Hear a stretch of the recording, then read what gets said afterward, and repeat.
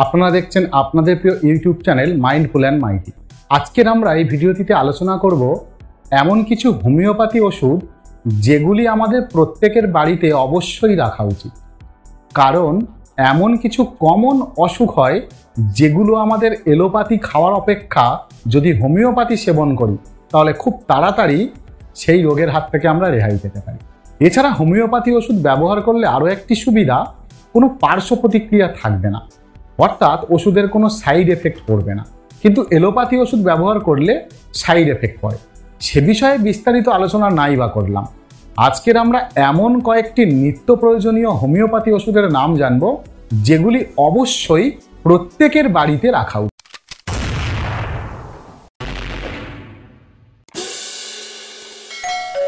ভিডিওর শুরুতে আপনাদের অনুরোধ, সম্পূর্ণ জ্ঞান লাভ করার জন্য ভিডিওটি স্কিপ না করে পুরোটি দেখুন।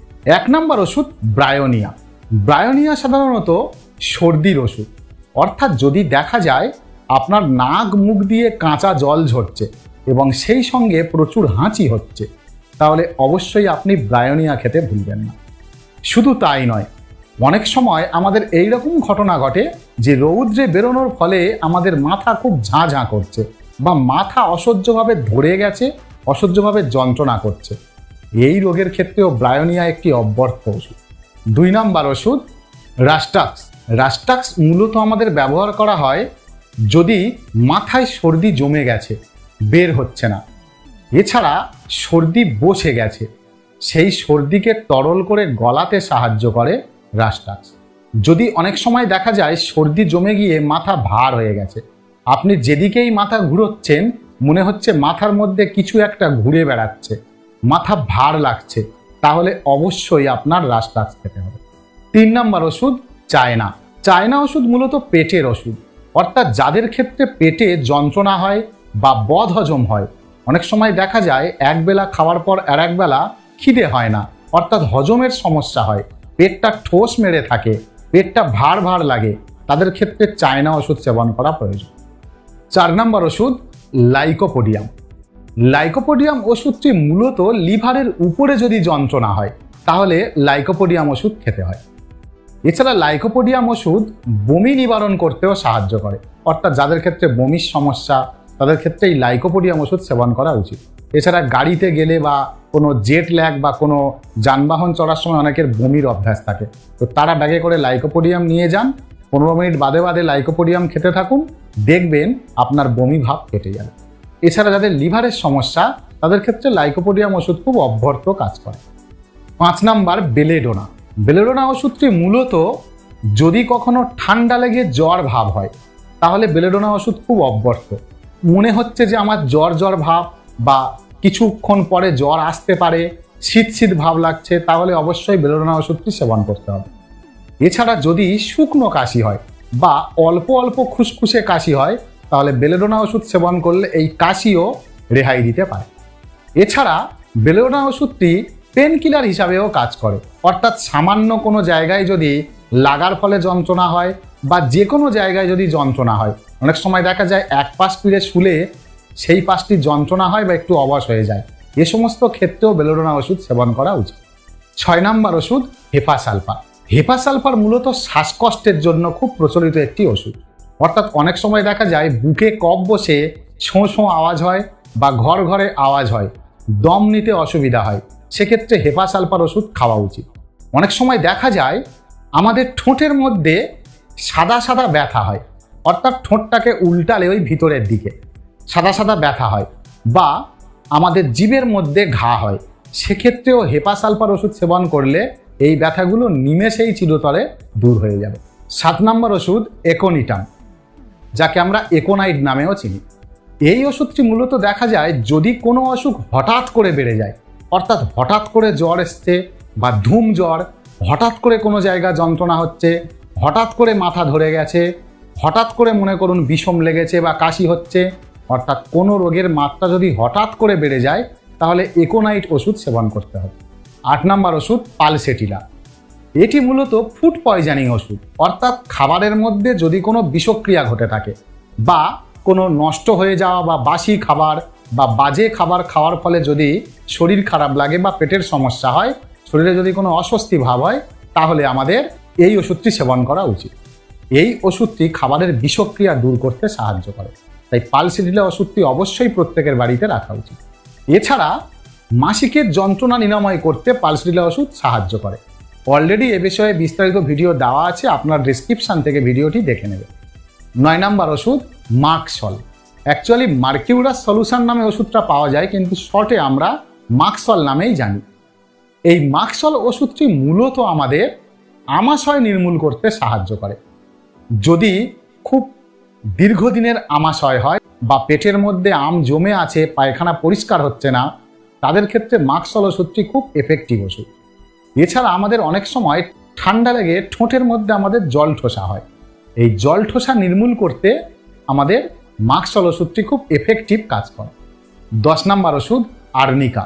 বন্ধুরা একটু কথা বলে দিই, অনেক সময় দেখা যায় আমরা চলতে ফিরতে, গাড়িতে উঠতে গিয়ে বা কোথাও আমাদের মাথায় বা যে কোনো জায়গায় লেগে যায়, লেগে গেলে সঙ্গে সঙ্গে ফুলে যায়, আমরা অ্যাভয়েড করে দিই।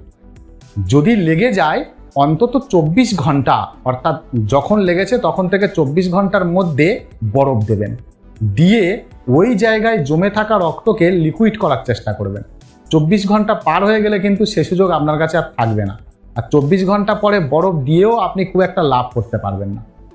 24 ঘন্টায় আপনি বরফ ব্যবহার করছেন, ওই যে জায়গায় লেগে ফুলে গেছে সেই জায়গায়, সঙ্গে আপনি আর্নিকা ওষুধ সেবন করুন। তাহলে বন্ধুরা ভবিষ্যতে ওই জায়গায় টিউমার হওয়ার হাত থেকে আমরা রেহাই পাবো। কারণ অনেক সময় দেখা যায় কোনো গাড়িতে উঠতে গিয়ে বা উপর থেকে কোনো জিনিস পড়ে মাথায় লেগে ফুলে যায়, সেক্ষেত্রে আমরা কিন্তু কোনো রকম ট্রিটমেন্ট করি না। ভবিষ্যতে ওই জায়গায় টিউমার হওয়ার সম্ভাবনা অনেকটা বেড়ে যায়। কোনো জায়গায় লেগে ফুলে যায়, বিশেষ করে মাথায়, তাহলে বরফ তো 24 ঘন্টার মধ্যে দেবেন, সেই সঙ্গে আপনারা আর্নিকা ওষুধটি সেবন করবেন, তাহলে কিন্তু আপনাদের যে কোনো রকম লাগা থেকে রেহাই পাবে। 11 নম্বর ওষুধ নাক্স ভৌমিকা। নাক্স ভৌমিকা মূলত পাতলা পায়খানা বন্ধ করার ওষুধ। যদি কোনো কারণে ডায়রিয়া হয়ে যায় বা কলেরা টাইপের রোগ হয়ে যায়, সেক্ষেত্রে আপনাকে নাক্স ভৌমিকা খেতে হবে। নাক্স ভৌমিকা তরল পায়খানাকে শক্ত করে দিতে সাহায্য করে, অর্থাৎ যাদের বারে বারে মনে করুন পায়খানা হচ্ছে বা ডায়রিয়া টাইপের হয়ে গেছে, তাহলে অবশ্যই নাক্স ভৌমিকা খেতে ভুলবেন না। এছাড়া নাক্স ভৌমিকা ভালো অবস্থায় সেবন করা যায়, সেক্ষেত্রে যাদের ক্ষেত্রে বদহজম হয়েছে বা পেটের সমস্যা আছে, যা কিছু খান না কেন হজম হয় না, তাদের ক্ষেত্রে নাক্স ভৌমিকা খুব একটি এফেক্টিভ ওষুধ। এতক্ষণ পর্যন্ত যদি ভিডিওটি ভালো লেগে থাকে তাহলে অবশ্যই একটি লাইক দেবেন এবং আমাদের চ্যানেলটিকে সাবস্ক্রাইব করে পাশে থাকা বেল আইকনটি অন করে দেবেন। আপনারা হয়তো ভাবছেন যে ওষুধের নাম তো বলে যাচ্ছি, কিন্তু কিভাবে ওষুধ খেতে হবে বা কত মাত্রায় খেতে হবে সে বিষয়ে কিছু বলছি না কেন, সে বিষয়ে অবশ্যই আমি সব কিছু বিস্তারিত বলবো ভিডিওর একদম শেষ অংশে গিয়ে। ততক্ষণ পর্যন্ত আপনারা ভিডিওটি দেখতে থাকুন। 12 নম্বর ওষুধ সাইলেসিয়া। খুব এফেক্টিভ একটি মেডিসিন। আমাদের প্রায় দেখা যায় কোনো মাছ খেতে গিয়ে গলাতে কাঁটা বিঁধে যায়, এই কাঁটা সরাতে গিয়ে আমরা নাজেহাল হয়ে যাই। কিন্তু বন্ধুরা আমার ওপর বিশ্বাস রাখুন, আপনারা হোমিওপ্যাথি ওষুধ দোকান থেকে সাইলেসিয়া ওষুধ কিনে আনুন, আপনি সারাদিনে 2 বার খান, দেখবেন আপনার গলার কাঁটা অটোমেটিক নেমে গেছে। 13 নম্বর ওষুধ ক্যালেন্ডুলা। এই ক্যালেন্ডুলা ওষুধ কিন্তু মূলত স্কিনের ওষুধ, অর্থাৎ স্কিনে যদি কোনো কারণে র্যাশ বেরোয়, স্কিনে যদি কখনো চুলকোনা হয়, স্কিনে যদি ব্রণ হয়, স্কিনে কোনো রকম ছাপ পড়ে, বিশেষ করে ডার্ক স্পট, রিঙ্কেল, যে কোনো রকম দাগ নির্মূল করতে ক্যালেন্ডুলা ওষুধ ব্যবহার করা হয়। এক্ষেত্রে ক্যালেন্ডুলা ওষুধ একটু তুলোতে করে নিয়ে মুখের মধ্যে মাখতে হয়। এছাড়া আরও একটি এফেক্টিভ কাজ করে, যেটাকে আমরা কুনোকা বলে থাকি। এই কুনোকার সমস্যা আমাদের হয়, এছাড়া নখকুনি হয়, এই দুটি সমস্যায় কিন্তু খুব এফেক্টিভ কাজ করে। যে জায়গায় বা যে নখের কাছে কুনোকা হয়েছে তার উপরে 2-3 ড্রপ ওষুধ ফেলে দিন, রাত্রে শুতে যাওয়ার সময় পাটাকে ভালো করে মুছে নিয়ে দিয়ে দেন, তাহলে সকালে উঠে দেখবেন আপনার কুনোকা অনেকটা নির্মূল হয়ে গেছে। টানা 3-4 দিন এরকমভাবে দেওয়ার ফলে দেখবেন কুনোকা নেই। তাহলে এই ওষুধটি কিন্তু অবশ্যই মায়েদের জন্য খুব এফেক্টিভ। এছাড়া যারা প্রতিনিয়ত জলে কাদায় কাজ করে তাদের ক্ষেত্রে এই ওষুধটি একটি কিন্তু অমৃত সমান হতে পারে। 14 নম্বর ওষুধ আর্সেনিক অ্যালবাম। অনেক সময় দেখা যায় যদি উল্টোপাল্টা খাওয়া হয়, বিশেষ করে তেলে ভাজা বা বেশি ভাজাপুজি খাওয়ার ফলে আমাদের গলা বুক জ্বালা করে, যাকে আমরা বলি প্রচণ্ড অম্বল হয়েছে, আমরা ছুটে যাই কোথায়? ইনো খেতে, বা আমরা ছুটে যাই কোথায়? স্পাইট খেতে, কোকাকোলা খেতে বা অ্যান্ট্রাসিড খেতে। বন্ধুরা এই সমস্ত ত্যাগ করে দিন, এগুলো সেবন করা শরীরের পক্ষে ক্ষতিকর। আপনি ওগুলো বাদ দিয়ে সেবন করুন আর্সেনিক অ্যালবাম। তাহলে নিমেষেই আপনার গলা বুক জ্বালা দূর হবে।